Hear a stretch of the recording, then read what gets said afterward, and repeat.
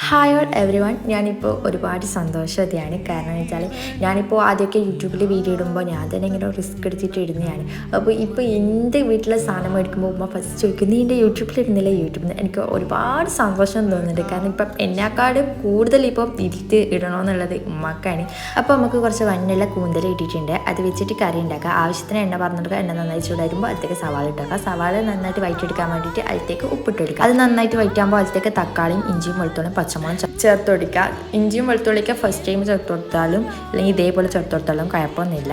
എന്നിട്ട് അതിലേക്ക് മസാലപ്പൊടി ചേർത്ത് കൊടുക്കുക. ഞാൻ 2 ടീസ്പൂൺ മുളക് പൊടി, 1/4 ടീസ്പൂൺ മഞ്ഞൾപ്പൊടി, 1 ടീസ്പൂൺ മല്ലിപ്പൊടി മാത്രമേ ചേർത്ത് കൊടുക്കുള്ളൂ. ഇത് നന്നായിട്ട് പച്ച് വന്നിട്ടാകുമ്പോൾ ഇതിലേക്ക് കൂന്തലിട്ട് കൊടുക്കുക. പിന്നെ അതിൻ്റെ കൂടെ തന്നെ ആവശ്യം കഴിഞ്ഞാൽ വലിച്ചെറിയുന്ന കറിവേപ്പിലയും കൂടി ഇട്ട് കൊടുക്കുക. ഇതൊന്ന് മൂടി വെക്കുക. അപ്പോൾ സംഗതി ഇത്രയേ ഉള്ളൂ. അങ്ങനെ നമ്മുടെ കൂന്തൽ കറി ഇവിടെ റെഡി ആയിട്ടുണ്ട്. എല്ലാവരും ട്രൈ ചെയ്താൽ ഫീഡ്ബാക്ക് അറിയിക്കാൻ മറക്കേണ്ട. ഇതുപോലത്തെ നല്ലൊരു വീഡിയോ എല്ലാവർക്കും ലവ് യു. ബൈ.